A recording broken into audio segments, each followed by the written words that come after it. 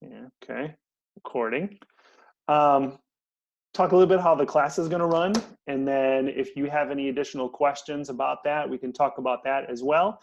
And then what we'll do when we meet here, we're going to try to meet twice a week, is I have a couple of exercises. We can go over questions you might have, and then I'll have an exercise for us to run, 20 minutes, half hour maybe. We'll see what questions you have after that. So first of all, my plan, and this was posted already, and this is in, maybe I'll bring the syllabus up. Let me see here. Let me get that up. I have too many windows open.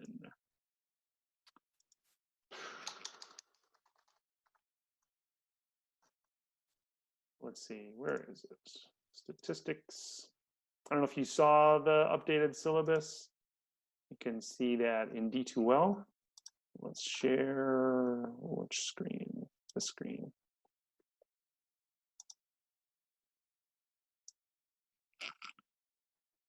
Put you over there. Okay, so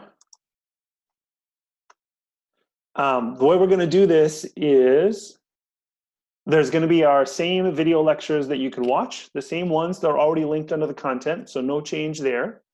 There's also an online lesson, which we've alluded to before, but we haven't done a lot with that because we've had the videos we've had in class time. But like if you look for under this week, there's this chapter 8 online lesson, which is also stuff I've created, and it's a little more in depth.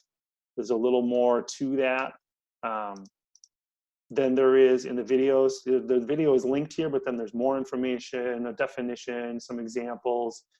And then I don't think it's applicable here, but for some sections, I think like section 9.1 and 9.2, et cetera, there should be, sorry, I'm scrolling really fast. There should be StatCrunch commands, how to do this in technology as well. Finally, there we go. So that's in the online lesson. So your lecture is really the same as it was before. Watch the video and then we'll look through the online lesson as well to take any additional examples. And then Mondays and Wednesdays we'll meet in person. I have some extra practice we can do together and we can answer questions. Instead of doing group work, I thought about maintaining groups and keeping the same groups that we had before. It just seemed not ideal with people working at different times now and not always being available to work together. And so we're not going to do groups. What we'll be doing instead is a similar document. This is actually what I do for my online classes, a lot of those same questions. But you're given this and you can take as much time as you want to work on it. And then you'll have homework due Wednesdays. And then Fridays, you'll have a quiz in D2L on that practice worksheet. And then so that practice worksheet, you just open it up, answer all the questions, Google Doc, wherever you want to save them, have those saved. And then on Fridays, you open up the quiz, or well, you can do it earlier if you want, it's available. But by Friday, you open up the quiz and you just answer the questions in the quiz. So that's how we'll kind of make sure we're up to speed. Don't wait to do the quiz and then answer the questions there. You want to have the worksheet all done beforehand. And then exams will be the same as they were before. We'll just post the exam and you'll have a window of time. We'll probably just have like all day to work on it. And you submit a Word document to D2L, just like we did before. We did change the schedule a little bit. So we were supposed to do chapter 8 before break. And then we had break last week. So now we're going to do chapter 8 this week. And basically, we're just going to move everything forward a week, which means that we kind of lose our last week where the final exam would be. And I actually talked to some of my colleagues and the dean, and we decided since this class is already really cumulative, that we keep using all the stuff that's previously in the section, it would be okay to skip the final. So the final is not in the schedule. If you are banking on it to help your grade, I did put some language in here where it's optional. So if you are really banking on that to boost your grade, then you can take the final. If you do take it, it will count toward your grade. So just communicate with me if that's something that you were thinking of. So let me stop this here, see if I can get back to everybody. So I think that's a quick overview about my plan for how the class is going to run. Did you have any questions that come to mind about you know, about grading, about timelines. Anybody have any questions? You can type them in the chat if you want to, if you can't, if you don't want to just speak up, but anybody have any thoughts?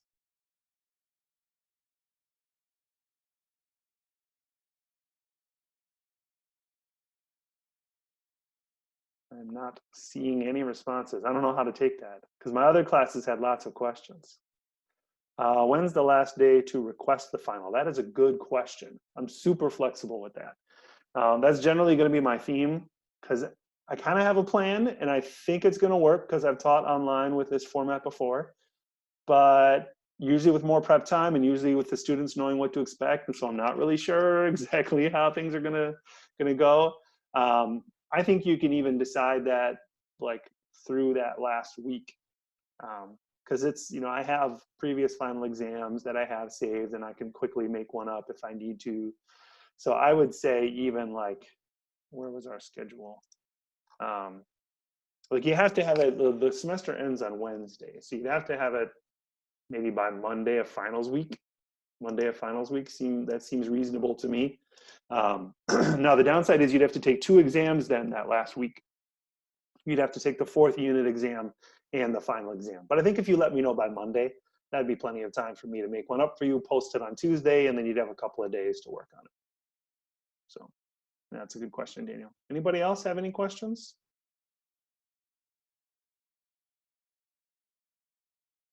All right. Well, you know, feel free to ask at any point if you have any questions about anything as we go forward.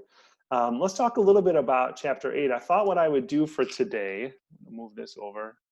I have like all this new technology too. I've been meaning to buy a new computer. And so I actually, as soon as I found out classes were canceled, I'm like, well, time for me to get a new computer. So I think what I'd like to do, if you can have multiple windows up at once, if this is possible, I'd like for us to today, we won't do this every week, but I'd like for us today to open the practice document from this week, the, what is it, chapter 8 and 9.1 practice, and kind of go through part of this together to see if we can figure out the main point of section 8.1. So I'm going to share my screen again. That one. Yeah. And I tried to like zoom in so it looks like super huge on my screen, but hopefully it's visible on yours and you can maybe even minimize it a little bit. Because what I want to have up is I want to have this, and then I also want to have StatCrunch up here. Let me zoom in. There are Illinois school data. So if you want to do this along with me, there's an interesting exercise we're going to do here. We're going to try this practice here. So open up the Illinois school data, and you might, while I'm doing this, like if you need to interrupt me, I'm not sure I can multitask and like see hands raised while I'm doing all this. So feel free to like just unmute yourself and interrupt me, because I have a lot of windows up and I'm not sure I'm going to be able to do all of that at once. Can you give me a thumbs up if you, can you see my screen, like the practice screen and stuff? Okay, awesome. All right, so if you want to follow along. Oh, I heard somebody say something. What did I miss? No? Okay. We're going to open the school data, and what we're going to do here, it's an interesting exercise, and I think it's a challenging one for people to do in groups, so I thought it'd be good for us to do this together. We are going to look at the variable Hispanic percent. And then what we're going to do is we're going to take random samples from the population and kind of look at what happens when we take some random samples. So first we want to describe the distribution shape and use at least one graph to support your decision, calculate the mean and standard deviation. So what graphs would we make to get the distribution shape? What do you think? See if I can get the chat window up too. This is way too many windows. So who knows, if you want to type it in the chat, if we want to get the distribution shape, what graph should we make? It is weird having a class where everyone's just silent though. That's weird.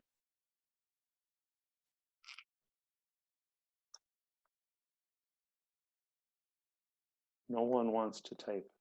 Hey, histogram. Sounds good. Sounds good. We can do histogram. We could do box plot also, right? So let's take a look here. Where is my StatCrunch? So let's go graph, histogram, Hispanic percent, and let's do some labeling here. Let's do, well, I need standard deviation, so I guess I could do title histogram of Hispanic percent in Illinois schools. Okay, there we go. Pretty clear distribution shape. We'll copy that. Post that in here. Okay. What about what's our distribution shape? And you can just unmute yourself, or oh, Kayla's on top of it. Look at this. She's got it. Skewed right. Definitely skewed right.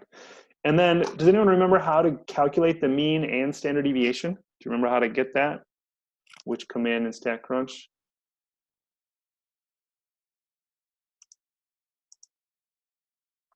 Somewhere in there.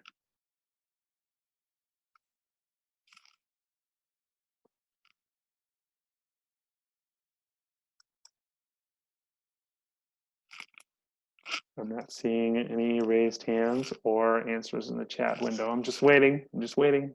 We want to calculate the mean and standard deviation.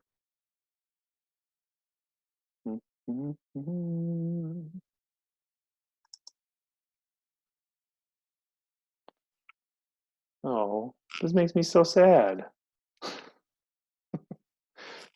No one remembers? All right, so this is under stat and summary stats. Stats, summary stats. And when you click on that columns, then you just pick your column and then you can compute whatever statistics you want. So we want to get the mean and the standard deviation. I guess technically, won't make a difference. I think they'll be really close, but technically we should do the standard deviation, the unadjusted standard deviation. I don't know if you remember, but this is the population. This is technically the whole population, so we should do the unadjusted standard deviation. But I think we'll see that they're basically the same, 25.5. So mean 19.5, standard deviation 25.5. So let's type that in there. I think I should close some of these other windows. Oops. Okay.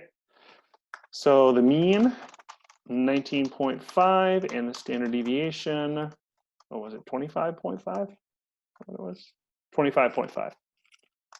Okay. So this is nothing new here, just some old stuff here that we did, make a histogram to get the distribution shape, mean, standard deviation. Any questions so far?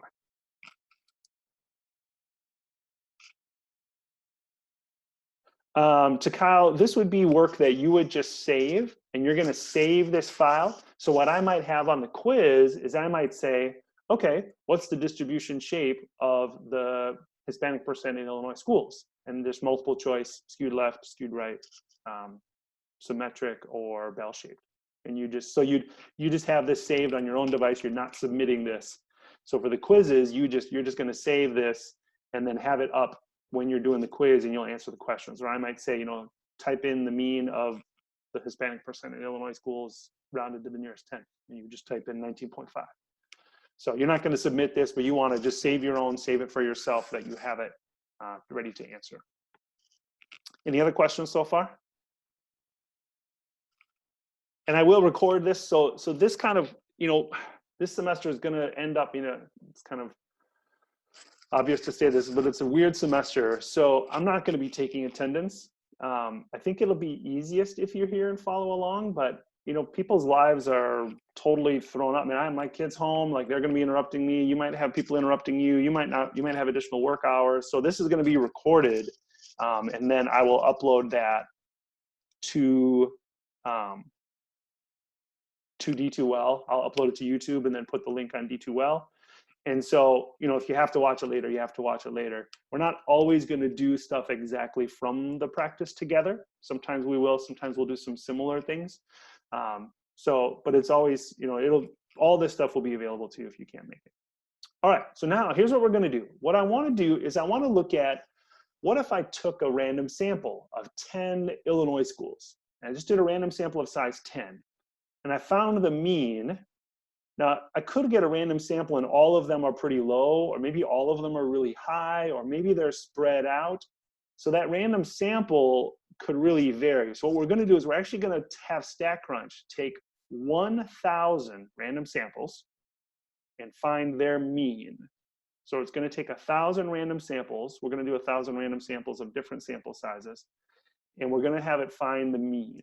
So I think I'm going to need to do this. We can see all this. I apologize to those with smaller screens, but I think we're going to need to show both. So here's how we do it. We go data, sample, and we click our variable, which is going to be Hispanic percent. So data, sample, and then click on Hispanic percent. See, I even have to have the directions up because it's not something I do very often, so I have to have these up. We're going to do 10 as the sample size, and then 1,000 random samples. What we want it to do, we're going to sample with replacement. So it finds a random sample, and then it finds another random sample, and it's possible for a school to be in 2 different random samples. So it finds a random sample, then finds a different random sample, puts everything back, finds a different random sample. It's going to do this 1,000 different times. So that's the sampling with replacement is. And then what I wanted to do is I wanted to calculate the mean of each of these 1,000 samples. So we're going to click under Store Samples. We're going to have it compute a statistic for each sample. I think you can copy paste. I always find it's better. I have better luck. I feel like when I copy it, it doesn't work. But we're going to type this in, Hispanic percent. Whoa. What are the odds? We got all that syntax in there correctly. So the mean of, and then quote, sample parenthesis, Hispanic percent space. Okay, I think that's good. And then what I like to do is label the column. So the column will be labeled, let's label this sample size n equals 10. Okay, now if we hit compute, hopefully, on the far right now, there's a new column. So on the very far right, I have a new column, n equals 10. What this column is, if you scroll down, you'll see it is 1,000 rows. It's 1,000 rows, and each of those is a sample mean of samples of size 10. So it took 1,000 random samples of size 10 and calculated their mean. Okay, we're going to do this 3 more times. We want to do, no, 4 more times. Sample size of 20, sample size of 30, sample size of 50, sample size of 100. So you can go ahead and work on that. I'll do that, try to do that slowly with you. We're just going to repeat the process. And we want to eventually, and if you get lost, you can look at mine. I'll have my answers up here eventually. We're going to try to repeat this, and we want to do just different sample sizes. And we should have 5 columns when we're done then. So we'll do again, and just type, I've got the chat up here, so maybe that's probably the best way. If you raise your hand in the app, I should see your hand, but I have to look. I should see if I can have the chat like ding if you comment in there. I don't know. That's probably a way to do that. I don't know how to do that. All right, Hispanic percent sample size. Now we're going to do 20. Sample size of a number of samples, 1,000. Sample with replacement. Compute statistic. It's already there. But now the column name is n equal 20. I think that's good. Sample size 20. Number of samples 1,000. Sample with replacement. Compute the mean for each of those, and now they're labeled n equals 20. Okay, compute. Now we have 2 columns with 1,000 items in them. And data, sample. I think we said 30,000, sample with replacement. Compute. You don't have to type it in again. As soon as you click in there, it's already there. Column name is n equal 30. Good.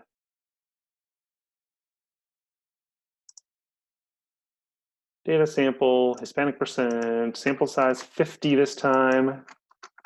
1,000 random samples with replacement, computing a test statistic, mean, column name is n equal 50.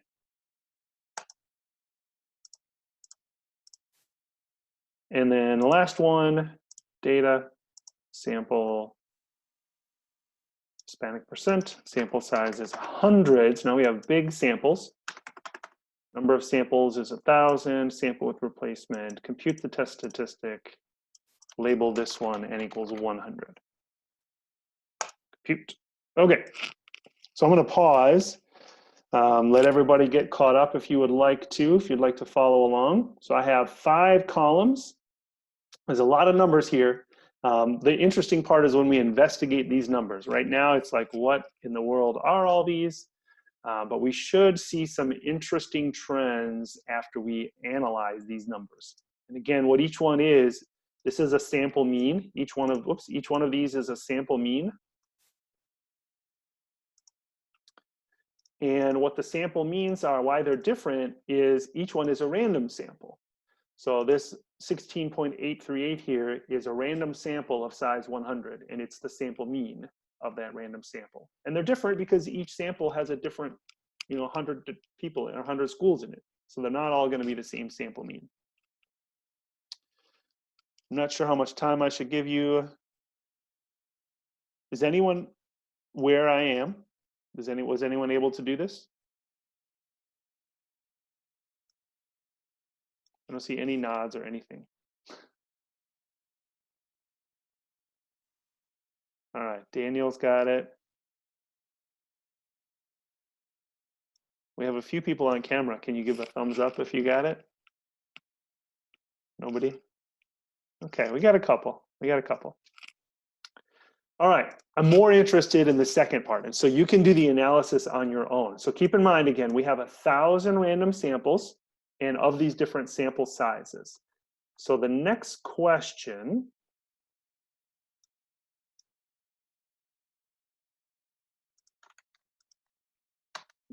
here. All right, we're going to analyze the distribution for each of these new columns. So we're going to do the same thing. We're going to create a histogram. We're going to describe the distribution shape. We're going to do the mean. We're going to do the standard deviation. Okay, so I think what I'm going to do, I'm going to go below. And I'm going to just label n equals 10. Actually, I wonder if I should do, can I do like a table or something?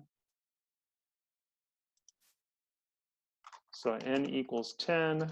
It's a sample size. It should be lowercase 10. N equals 20, n equals 30, 50. You can organize this however you want. 100. Okay, what I want to get, these are going to be really small, but I want to get histograms for each one. So I don't know if you remember doing these, you can do multiple histograms at once. If you do graph histogram, and then pick all of these. They're here at the end, n equal 1, 10, 120, sorry, 10, 20, 30, 50, 100. I'm going to pick all of them. But I want to do something important here. What I would like to do is I would like to use the same x-axis. I would like to use the same x-axis. In fact, let me do the same y-axis, and let me make them, let's do relative frequency. Did I specify?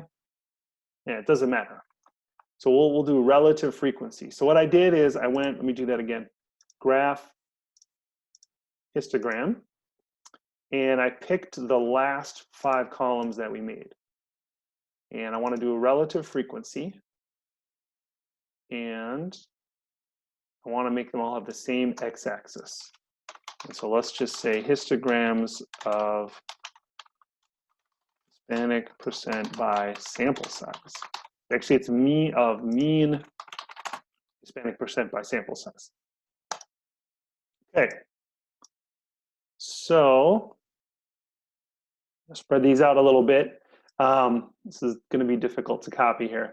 So let's just click through these. If you look at sample sizes of size 10, you can see here that the distribution is still right skewed, but not as severely because, let me do this. Let me do the original Hispanic percent on here too. You can kind of see. Oh, shoot, let me go back. Hold on. want them in that order. Okay, so here's the original variable, very right skewed. And when we look at means of size 10, you can see they're not as right skewed because these ones over on the right, they might be in the sample, there might be a couple of them, but there's going to be mostly low values. So the sample means, you can't get a sample mean of 90. It's just really unlikely. You're unlikely to get that. So these are the sample means of sample size 10. And then if we move up, here's samples of size 20, samples of size 30, samples of size 50, and samples of size 100. So you can see there is a clear difference. Something is definitely happening here as you go to larger sample sizes. So I think what I'd like to ask you, if you can think about it for a minute and comment in the chat, or just unmute yourself and feel free to comment. But what do you think is happening? There's two things here, like what's happening to the distribution, but then like, why is that happening? Why is that happening? So what do you notice? And these are things like in the future, we might not do a lesson like this, so you got to be thinking these on your own. I'm not going to always be there to answer for you. So kind of think for a couple minutes right now, maybe comment something like, what's happening to that distribution shape? And why is that happening? Kelly makes a good point. The standard deviation is definitely getting smaller, right? So she's noticing that they're getting more and more and more compressed. Big, smaller, smaller, smaller, smaller. So they're getting more and more compressed. Yeah, that's really good. It's becoming more bell-shaped, right? Brittany commented. Yep, it's definitely becoming more bell-shaped. And those are really probably the two most important results. The first one's really skewed right. The second one still pretty skewed right. Third one still over here, still skewed right. Even the fourth one, even samples of size 30, it's still skewed right. But when we get to 50, boy, that's pretty symmetric. And then 100, very symmetric. So I guess my question is, why would those two things happen? Why would samples of size 100 be less spread out than samples of size 10? Anybody have any ideas about that? About why those would be less spread out? Like here, samples of size 10 are pretty spread out. Samples of size 100 are really condensed. Any ideas?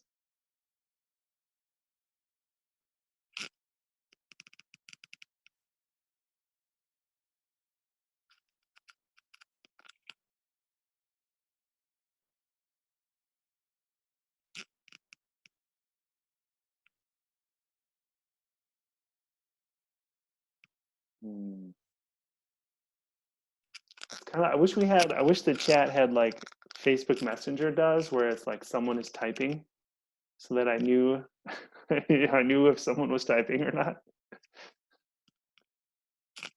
So the key here is, if we do a samples of size 10 and we get one that's really big, there's only 9 other ones. And so that one large one is really going to affect that mean and end up pulling it over here to the right. It's going to end up pulling that higher. But if we have 100 in the sample, that one value, there's 99 other values. So you're not going to get a mean over here. There are none. Look, click, click. There are no means over here. There are no means that high, not even 40. And so the larger that are in your sample, the less spread out those means are. And this is the central limit theorem. This is section 8.1. That's really what it says. So what we're going to do next is, I'm going to copy all these. Actually, I don't want this one. I'm going to copy all these. I think I can just copy it here and put them in my sheet. So I have them in here. I'm going to have to shrink them down really small. This is maybe a bad choice to do it this way. You can do it however you like, but I want to make sure I have all 5 of these in my sheet. And here's what I'll do. I have a solutions, but of course I can't give that to you now. But what I'll do is, whatever we finish today together, I will post this document. So if you aren't able to follow along, I can post it for you. Oh, my session has signed out. Oh, I know why that is. Hold on, I have to sign into Zoom again.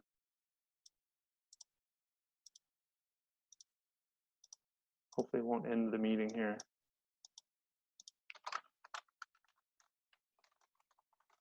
Had to change my account.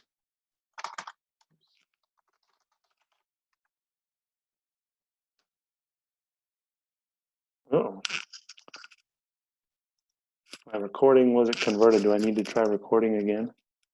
I don't know. It says I'm recording. Okay. And then the last one, copy image.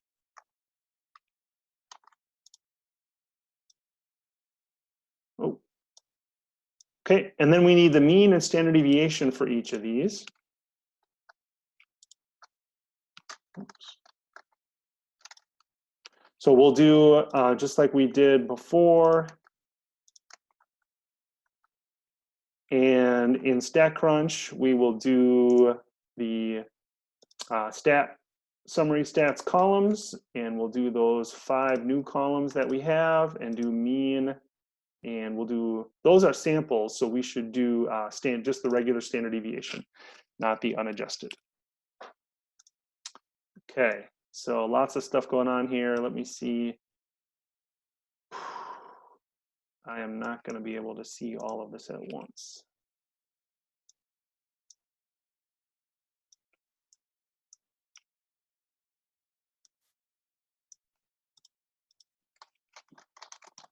So mean 19.3, mean 19.3 again, mean 19.4, mean, hold on here. I have an interruption from a youngling. Hold on.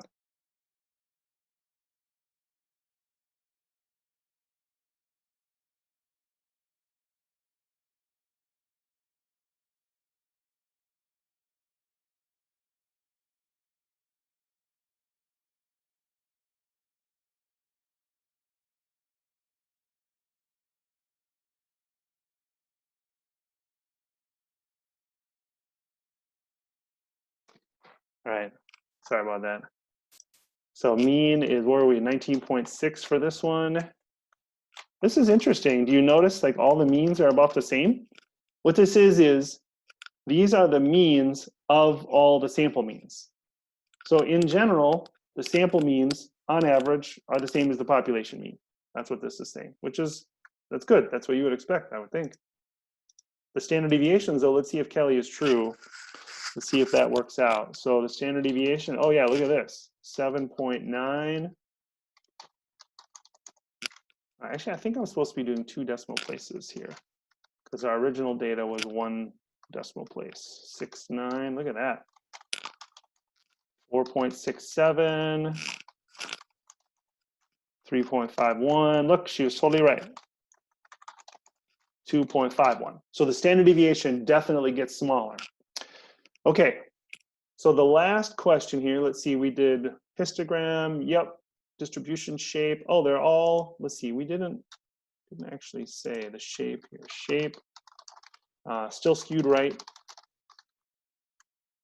What about this one? Shape, still skewed slightly right. Shape, skewed, barely skewed right. Barely. This one is fairly bell-shaped. And then the last one, we would say, just looks bell-shaped. Okay, last thing here is we want to calculate what the mean and standard deviation should be according to the central limit theorem. Okay, so we need to open up the lesson for chapter 8. Sorry, scrolling, making you dizzy. We need to find the central limit theorem. There it is. Okay. Everybody see that? The central limit theorem says the mean of all the sample means should be the same as the population mean. So that's kind of what we found, is the mean of the sample means was about the same as the population mean. But the standard deviation of the sample means should be the population standard deviation divided by the square root of n. So we'll need a calculator for these. Okay, so the mean, let's see, central limit theorem results. Okay, I'm going to copy that, paste, paste, paste, paste.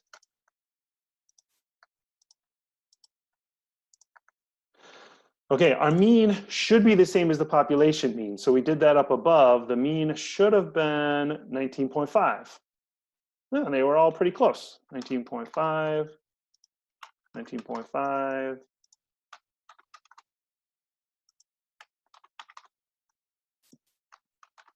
Okay, and then standard deviation would be, let's see, what would this be? It would be the original standard deviation, 25.5, divided by the square root of 10. And then we'll do that for each one. So if you want to just get a calculator out or something like that here, let's see. 25.5 divided by, I could just do this on the computer, of course, square root of 10. So I get about 8.06 for that one. I'm just going to delete this. Just type in 8.06. So we were pretty close. This one, 25.5 divided by square root of 20, 5.70. Oh, really close. 25.5 divided by square root of 30, 4.66. But these are really, really close. 25.5 divided by square root of 50, 3.61. That was a little off. And then the last one, this is what the standard deviation should be, 25.5 divided by square root of 100, which of course is just 10, so that'd be 2.5, 2.55. Ours was pretty close. Okay, so those are what the mean and standard deviation should be if we follow the central limit theorem. Now you might wonder why they're different. The reason they're different is that's what the mean and standard deviation should be for all possible samples of that sample size. But we only did 1,000 because we didn't want to kill StatCrunch. We only did 1,000 random samples of size 10 and 20 and 30 and 50 and 100. We didn't do all of them because it's not possible to compute all of them. It would be whatever, 3,600 schools, choose 100. That is like a ridiculously large number. So we couldn't do that. So we just did 1,000 random samples. And our results were pretty close to what we would expect. So I'm going to leave it to you. I'm going to give you a couple of minutes right while this is fresh. If you're watching the video, you can just kind of skip forward a couple minutes here. But for those who are live right now, I'm going to give you a couple minutes to kind of summarize this for yourself. What's happening overall and what was the intent of this? All right. I'm going to take a little break here while I want you to think about that. Before I do, did anyone have a question that you wanted to ask?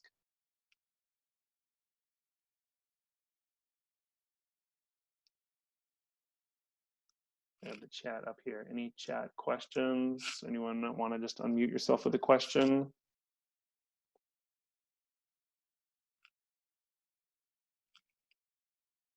Okay, so why don't you, if you haven't been following along, maybe just open a new document, make a couple comments in it. If you have been following in your document, take a couple minutes and try to summarize this activity. What's happening overall and what are we trying to show you? So I will be right back.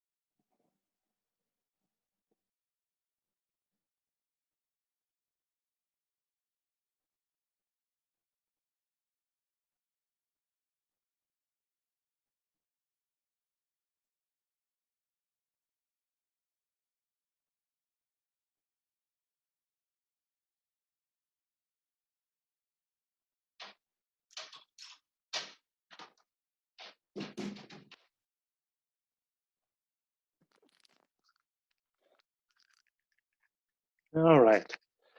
I was just thinking that like we have like the worst timing because the section that we're working on right now in this chapter 8 is like the most complex chapter of the whole semester. And that kind of gets easier from here. And so it's like the worst timing possible to not be able to work in person. So I apologize for that, but it is what it is. So let's talk about the central limit theorem. And I want to get to an example here, this example number 7, A, B, and C. That's really the most important part that I wanted to get through in this video. Ooh, we are already at 144. Okay, I think I will skip 5 and 6 for you to think about because I want to get to example 7. I want to do this example together. So let me just move on to the next page here for that one. All right, so we've learned that the heights of adult women, they're approximately normally distributed. They have a mean of 63.8 standard deviation to 2.8 inches. We did an example, I don't know if you remember in chapter 7 about that. Suppose we randomly select 30 female ECC students. The question is, will the sample mean height of size 30 be approximately normally distributed? Why or why not? So one of the keys here, there are 2 issues. You notice how it took us pretty big sample sizes to get really bell-shaped. The closer the original variable is to being bell-shaped, the smaller the sample size is needed. 30 is a rough guideline, but on ours, even 30 was not great. I don't know if I have those graphs handy.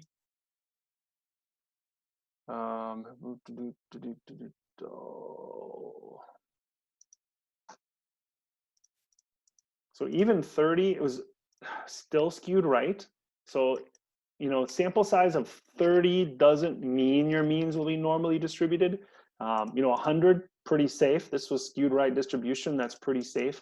So 30 is kind of a good guideline. That's a recommended guideline. If you get 30, you'll be approximately normally distributed, but we even saw that that wasn't true. So you might say like, well, how am I gonna know if I have 30 women that the means would be normally distributed? It's pretty safe if you have 30, but because the heights themselves are normally distributed, it's going to be fine. If you look at a normally distributed random variable, all the sample means will be approximately normally distributed. So we could have redone this exercise with something like average ACT, which I think was one of those that was approximately normal, and even a sample size 10, the means would have been really bell-shaped. So yes, because A, the sample size is at least 30, and also B, the original variable is normally distributed. So either way, we're good. Either way, we are good. So then letter B, the central limit theorem says we should be able to find the distribution, the mean and standard deviation of these sample means. So that's where I'm going to type this in here with my fancy, oops.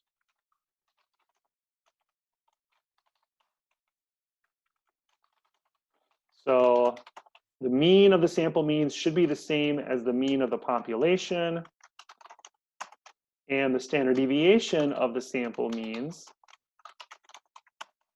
should be the standard deviation of the population over square root of n. So for ours then, our mean for our sample means should be the same as the original mean, 63.8. We would expect to get 63.8. Where did everything else go? I'm not sure. There it is. And then the standard deviation should be 2.8 over square root of 30, which is approximately, and you're going to need a calculator for this. You're going to need a normal calculator to do the next part. 2.8 divided by square root of 30. So I got about, I don't want to round this here, 0.5112. This one you don't want to round because it's really just part of a calculation. So when it says find the distribution, that really means find the mean and standard deviation. So this is what the central limit theorem says. So now here's how we use the central limit theorem. This is the main point of this. would it be unusual to have a sample of 30 adult women whose height is 65 inches or more? Does anyone remember? Can you put a quick comment? How do we determine whether something is unusual?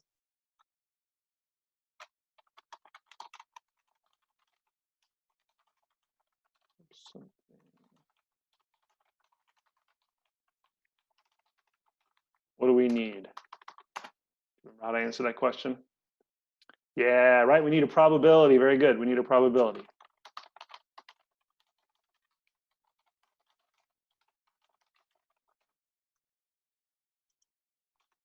Okay, you don't need to put this in the answer, but I just thought I would type it there for you. So we need to find the probability that we get a sample mean greater than or equal to 65. So we're going to use our normal calculator to do this.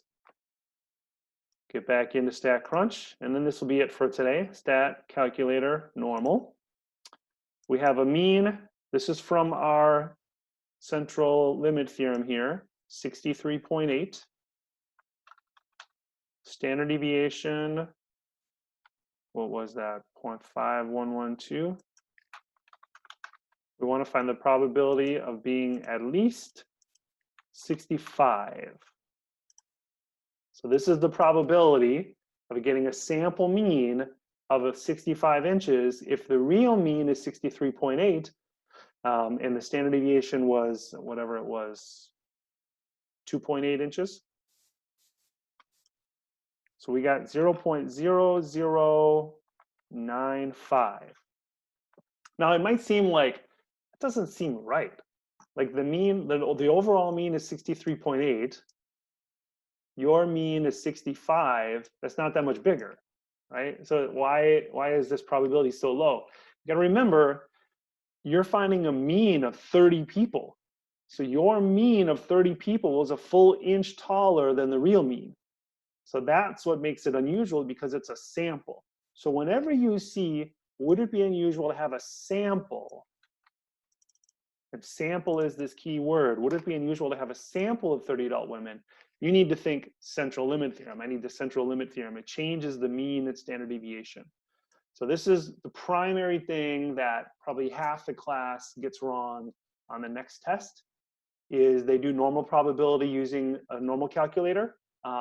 And they do it correctly, but they don't put the sigma over square root of n. They just put the original sigma. But when you have a standard deviation, sorry, when you have a sample, the standard deviation is smaller. So that is it. I will say, moving forward for most of these classes, we won't, like, I won't do like this big thing, but this section is just like, this is one of the harder sections, and I felt it would be best if we just went through the practice worksheet. Usually what I will do is I will hope you will have watched videos already in preparation for this, and I'll give you like 2 videos to watch, and then we'll just do some specific examples from those videos, extra stuff, not stuff in the practice. But you are always free to ask questions about the practice. The practice is kind of low stakes. There's a quiz on it, but it's like low stakes quizzing. The quizzes aren't worth half your grade or anything, so you're welcome to ask questions. We can work through them together. I'm happy to do those in this time as well. So, so keep that in mind. I think I want to stop this. Okay, so I know you have other places to be. I actually have another class starting in a few minutes here as well. This was I don't know if this was good planning on my part. Did anyone have any additional questions that you wanted to ask about today before we take off? Is there a time limit for quizzes? So Kayla, the way that the quizzes are going to work, they're in D2L and they are open. Like this week's quiz is open right now. I just want you to finish it by the end of the week. So as long as you finish it by midnight, it's fine. If you have something come up, like flexibility is the word of the day, the word of the semester. I don't want you to worry about something. Like if you have family who gets sick and you need to go help them, and something changes, just be in contact with me. But it's open right now. It's not like you start and there's a time limit on the quiz. So I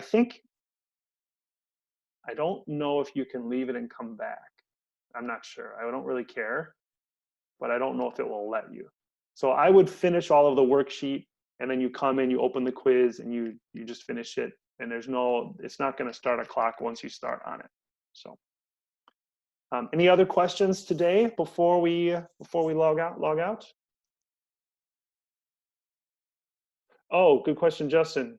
Sadly, the project is dead. It sucks. I feel bad because like I know yours was super interesting and other people's were interesting. And so, but for a lot of people, their sample was ECC students. And right now was when we were going to be taking our sample. And so there's really no way to do the project anymore. So it's just going to be done. I thought about like you could keep doing it and I could make an alternative project for other people, but then like, I don't know, it just seemed bad. I just want to try to keep things simple as possible for the rest of the semester. So yeah, the project is done. There are only 2 parts that are graded. If you're looking for more information, I would recommend that you take a look at the syllabus change that's in D2L. I'm like really zoomed in here. But there's information about grading, how the grading scheme will change because the project is taken out and I'm adding quizzes in there. The final is optional. And so there's some more information here. So I would recommend, this is kind of a really kind of loosely formed syllabus here with trying to just get the highlights. So I'd recommend looking at that if you haven't done that already. I think that'll answer some of those questions too. Yes, Matt, you are correct. The quiz is taken directly from the worksheets. So you just do the worksheets first, and then there will be nothing new to answer when you take the quiz. If you've done, if you've answered all of the stuff on the worksheet. So the idea is the quiz is just kind of, and there, not everything on the worksheet is going to be there, but you'll just click on a few answers there and you'll answer it directly there. Yeah. So we're going to do, we're going to meet again Wednesday, same time. And I'm hoping that you're going to have some questions because you'll have started the homework. You'll have some questions there. Maybe you'll have questions from the worksheet. Oh, can we look at number 10 together? So it's totally up to you. I'll have some stuff prepared if you don't have anything, but I'm hoping you'll have stuff. And then we have homework due Wednesday. So the deadline is moved. The schedule has changed. That's in the syllabus, in the new syllabus. Homework's going to be due Wednesday and quizzes are Fridays. And that's going to be the schedule moving forward. So I didn't want to have them on the same day. I kind of wanted a breather in there. So homework in my stat lab is Wednesdays, and then the quiz in D2L is Fridays. I got to go. I got another class. My voice is hoarse. This is too much talking. I do not like this. I like walking around while you talk. That was much more fun. I missed the old class, but it is what it is. So we'll make the best of it. Email me if you have any questions. Happy to answer, but I'm going to end this meeting so I can get ready for my next one, but I'm happy to answer any questions via email. So thanks, everybody. Work hard. I'll see you Wednesday. All right. Bye.